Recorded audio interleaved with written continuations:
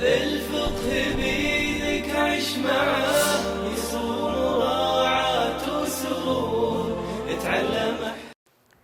Bismillahirrahmanirrahim. Alhamdulillah, salatu wassalamu ala rasulillah wa ala alihi wa sahbihi wa man walah, wa la hawla wa la quwata illa billah, amma ba'du. Assalamualaikum warahmatullahi wabarakatuh. Insyaallah pada kesempatan kali ini kita akan melanjutkan pembahasan pengulasan matan Safinatun Najah. Terakhir kita sampai pada bab tayamum. Silahkan. Faslun fi asbabit tayammumi. Asbabut tayammumi salasatun. Faqdul ma'i wal maradu wal ihtiyaju ilaihi li atashi hayawanin muhtaramin. Wa ghairul muhtarami sittatun. Tarikus sholati wazanil muhsani wazanil muhsanu wal murtaddu wal kafirul harbiyu wal kalbul akuru wal hinziru. Ya. Tayamum. Ya, di sini disebutkan asbabut tayammumi salasatun. Tadi sudah kita ulas tentang pembahasan inti yang pertama dan kedua dalam bab thaharah, yaitu wudhu dan mandi besar. Sekarang menginjak pembahasan yang ketiga, yaitu tayamum. Tayamum ini adalah thaharah alternatif ketika seseorang tidak mampu untuk berwudhu atau untuk mandi besar, maka dia diperbolehkan untuk bertayamum. Nah, sebab-sebab yang memperbolehkan seorang untuk bertayamum di sini disebutkan ada 3. Asbabut tayammumi salasatun. Sebab-sebab yang diperbolehkannya tayamum ada 3 hal, yaitu tidak ada air. Yang pertama adalah tidak ada air. Ketika seseorang ingin berwudu atau mandi besar sedangkan dia tidak mendapati air, maka dia diperbolehkan untuk bertayamum. Namun ketika dia masih memungkinkan untuk mencari air, dia diwajibkan untuk mencari air terlebih dahulu. Artinya kalau dia ingin melaksanakan sholat dan mau berwudu tidak ada air, ya dia berusaha untuk mencari air terlebih dahulu. Baru kalau memang tidak mendapatkan, nanti dia diperbolehkan untuk bertayamum seperti itu. Yang kedua adalah sakit. Ya. Dilihat catatan kakinya 41, apabila dia mengkhawatirkan keselamatan nyawanya ketika memakai air atau akan menghilangkan anggota badannya atau menghilangkan fungsi anggota badannya atau memperlama sembuh atau menambah rasa sakit atau menyebabkan cacat kulit, maka orang tersebut diperbolehkan untuk bertayamum.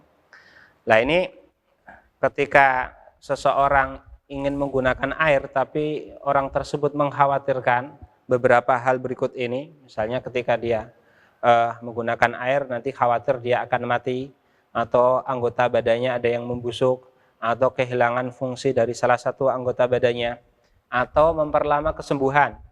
Ya dia sudah sakit tapi kalau dia tidak menggunakan air, menggunakan debu misalnya, dia sembuhnya relatif lebih cepat. Tapi kalau menggunakan air nanti malah memperlama atau menambah rasa sakit. Nah, nanti seseorang juga diperbolehkan untuk bertayamum. Demikian juga kalau orang terkena suatu penyakit, ketika dia menggunakan air nanti akan menyebabkan cacat pada kulit. Nah, cacat di sini adalah cacat di anggota badan yang nampak. Adapun anggota badan yang tidak nampak seperti perut atau punggung yang seperti itu enggak digubris ya. Tapi kalau misalnya di muka atau di tangan, ketika dia berwudu nanti justru malah akan menimbulkan cacat di kulit, cacat yang dianggap cukup parah sehingga ya istilahnya membuat orang melihatnya mungkin kurang elok dan lain sebagainya, maka dia diperbolehkan untuk bertayamum seperti itu. Ya, dan yang ketiga adalah ada air tapi dibutuhkan untuk makhluk hidup yang muhtaram, yang tidak boleh dibunuh. Sebenarnya ada air, cuma air tersebut dibutuhkan, baik dibutuhkan untuk diri sendiri atau dibutuhkan untuk orang lain, bahkan atau dibutuhkan untuk binatang yang dia miliki.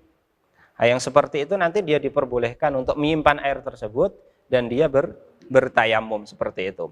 Ada di sini disebutkan akan tetapi dibutuhkan oleh makhluk hidup yang muhtaram.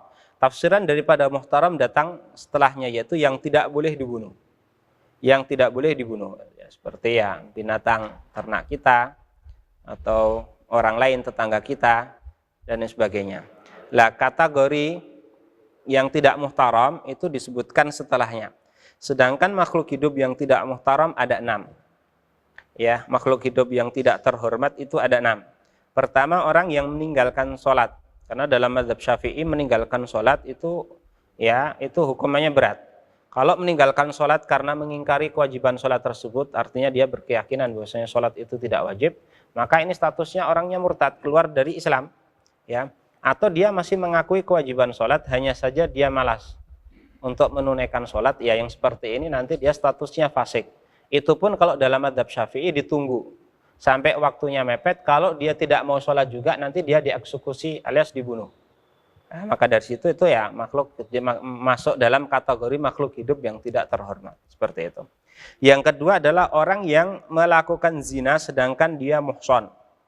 Artinya pezina dan statusnya sudah muhson. Muhson itu adalah orang yang sudah menikah dan sudah melakukan hubungan badan. Orang yang pernikahan sudah melakukan pernikahan dan pernikahannya dianggap sah, lalu dia sudah melakukan hubungan badan, sudah berjima, maka yang seperti ini statusnya muhson. Dan nanti hukumannya secara syariat kan nanti dia dirajam. Yang seperti ini juga masuk dalam kategori makhluk hidup yang tidak terhormat, seperti itu. Yang ketiga adalah orang yang murtad, orang yang keluar dari Islam karena ucapan dia atau karena perbuatan dia atau karena keyakinan dia. Orang yang seperti ini juga statusnya makhluk yang tidak terhormat. Yang keempat adalah kafir harbi. Ada kafir harbi. Kafir harbi adalah orang kafir yang tidak terikat perjanjian damai dengan kaum muslimin. Ini berbeda dengan kafir dhimmi atau kafir mu'ahad atau kafir musta'man yang mana terikat perjanjian damai baik dengan personal kaum muslimin atau dengan institusi Islam. Maka yang seperti itu nanti statusnya adalah makhluk hidup yang dihormati. Nah, artinya apa? Artinya nanti kalau ada air, hanya saja dibutuhkan oleh pemilik air itu atau makhluk hidup lain yang masuk dalam kategori makhluk hidup yang terhormat, maka nanti wudhunya dikalahkan dan orang tersebut diperbolehkan untuk bertayamum. Adapun kalau yang membutuhkan itu adalah makhluk hidup yang tidak terhormat seperti orang yang tadi disebutkan, maka itu wudhunya tidak dikalahkan, artinya dia tetap berwudhu meskipun konsekuensinya ya orang tadi tidak mendapatkan air, seperti itu. Ya. Yang selanjutnya adalah yang kelima adalah anjing buas. Anjing buas ini juga masuk dalam makhluk hidup yang tidak terhormat, dan babi. Ya, keenam ini masuknya dalam makhluk hidup yang tidak terhormat. Apabila terjadi kontradiksi antara dibutuhkan 6 orang ini sama dibutuhkan untuk berwudu, mana yang dimenangkan? Yang dimenangkan adalah wudunya, seperti itu. Ya.